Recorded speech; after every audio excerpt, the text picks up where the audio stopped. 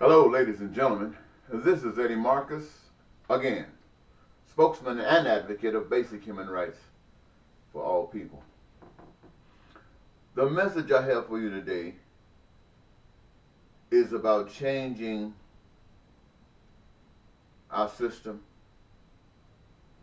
and what probably might be the best way to do it. To work up to that, I'd like to say that there was a time when I looked at women as possibly being the devil. The reason that I looked at them like that is because of the way the scriptures had referred to Lucifer. Had all kinds of talents, and we have no doubt that women do have all kinds of talent. And they look at themselves, well, he was so beautiful according to those same scriptures, and when we look at women, you know women are beautiful, and they don't mind going to the extremes to even look more beautiful. But that's not why we would say that it is the devil or represents Lucifer or that which is in a God.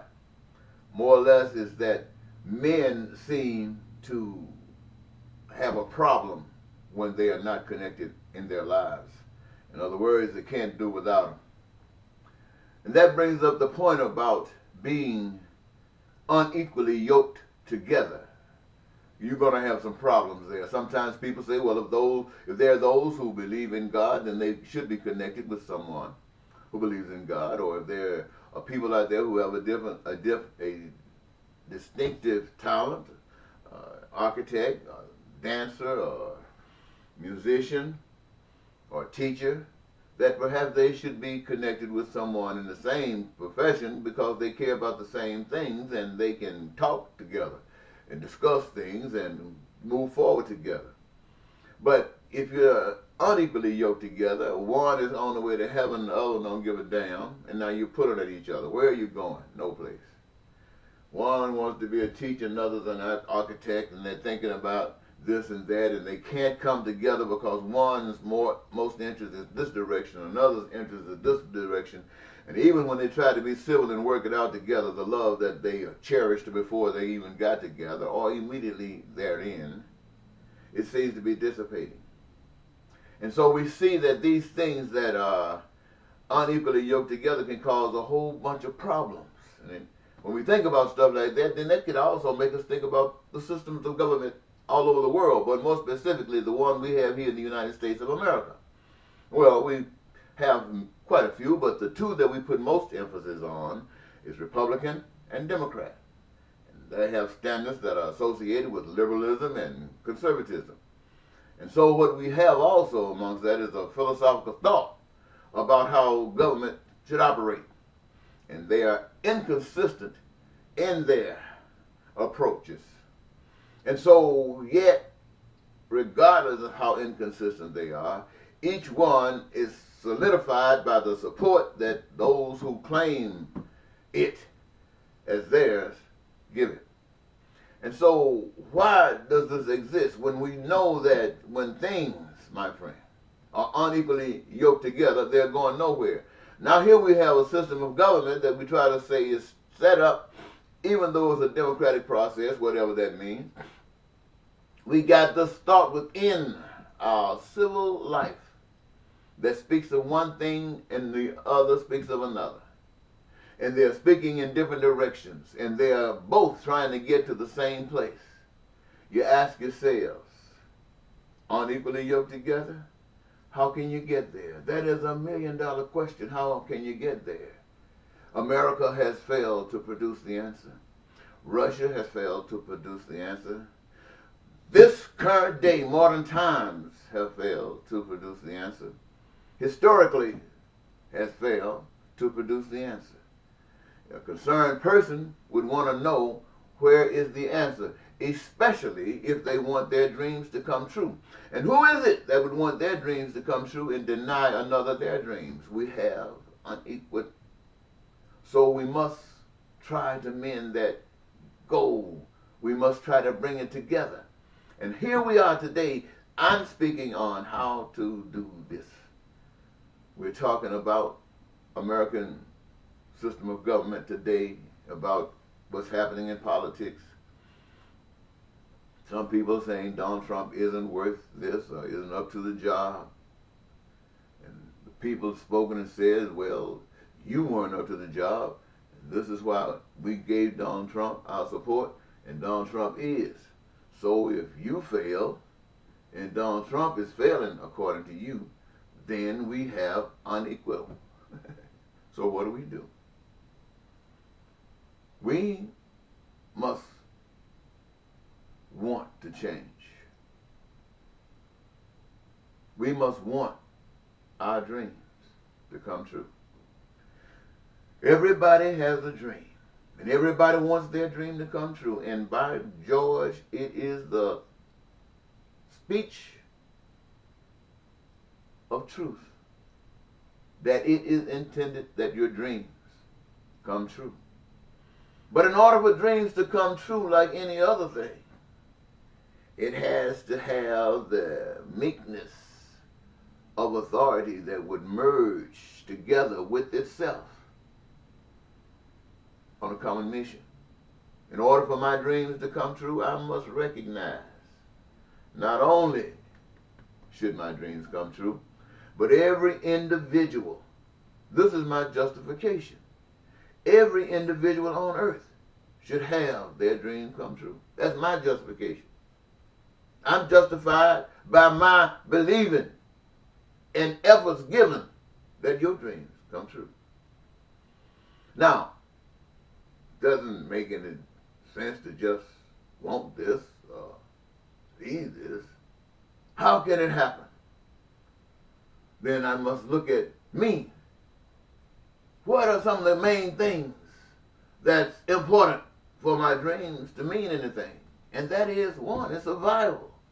Survival.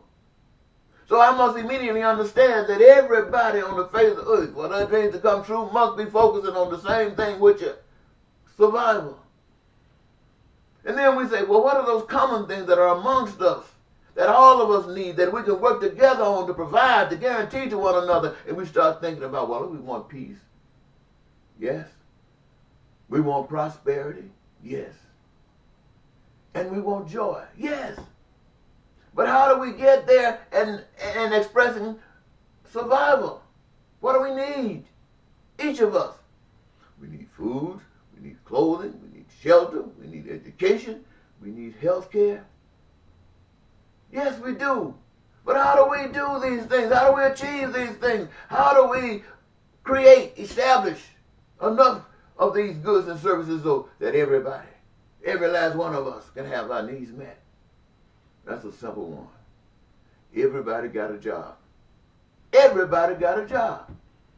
I heard one woman say that health care was a privilege, not a right. Privilege, not a right. And I'm thinking to myself, how can that be? A privilege, not a right. Her explanation was, if everybody got a job, then everybody can have health care. Yeah, but is health care is a privilege? Is job a privilege? And if jobs are privilege, then that means some people won't have a job. And since they don't have a job, they won't have health care. So is this the way it's supposed to be? Well, that might be the teachings of the systems of the world.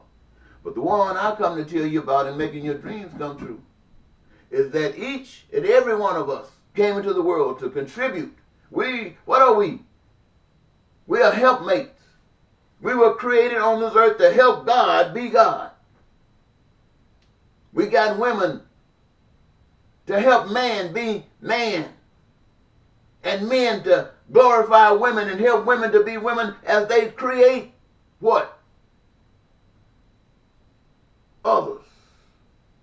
To participate in God's magnificent work. And in creating God's magnificent work, each of our dreams come true, because what we want to do is what we're doing, and every last one of us are doing what we want to do, and what we're doing are creating all of the goods and services that the master, the unseen almighty power, more powerful than the Pope, more powerful than the Queen, more powerful than the President, more powerful than democracy, more powerful than conservatism, more powerful than communism. My friends, I'm talking to you about life, of which lies in your hands the abundance thereof, to do all of the things that are heavenly designed. That's all. So we don't have to sit back and think that President Trump is our worst enemy. No, we have always been our worst enemy because we didn't know the truth. I know that if I had run for President of the United States and won, the same scrutiny that they're giving Trump would be received by me. But I wouldn't go in there. I'd go in there on one thing, one vision, and that is the vision that I've shared with you today. And I would advocate that if any of you are walking the straight line and trying to go through the narrow gate, you'll be seeing the same thing. And that is that people, one to another, are each other's keeper. Each other's keeper. And anything that would divide us, whether it's politics, whether it's race, whether it's anything, it's our worst enemy. And we have to get rid of it by what? By overcoming it with what? With love and understanding and teaching through our way, not following theirs. Now, what am I saying to you as I go? The world, and here in America, is causing a lot of pain and a lot of suffering to a lot of people. And all the politicians come to you saying that they're going to make a difference, and you finding out that every one of them are lying. Then you look at the Congress who says that they're going to participate and do their jobs, and when you think they should be doing theirs and they're not, why aren't they doing it? Because it's not you that they work for. They're being paid one way or another to do exactly what they're doing. But you have the power to change all of that. You can exercise your power, receive it back from them, and at the same time allow them to have the same power that you have. Not trying to punish them, but trying to show them the way. They are lost. They've heard these conversations their lives. They know these conversations haven't worked because the people didn't know that they had the power to do it. You can't trust it in me and this guy and that guy. You must trust it in every last one of us, and you have the right to do that because you know that it is established in you. And by George, if it is in you, it better be in everybody else. Why? Because if need be, the power of life itself will expose the seed that was planted by the rotten fruit that it bears. And so, ladies and gentlemen, I'm going to leave it there. I want you to know that what we have to do, this is the subject, is give America back to God. Oh, my Lord. You didn't think I was going to say that. Give America back to God. And I'm not talking about a God of the black, the God of the whites, or the God of the conservatives, or the God of this or that. I'm talking about to the God of love. The God that has expanded your power through truth to every human being on the face of the earth. Loving every last one of you, hating none of you, but will always be there for those who are suffering the most. Always there for those who are suffering the most. With one goal, not to put you above anybody, but to bring you together. Bye-bye.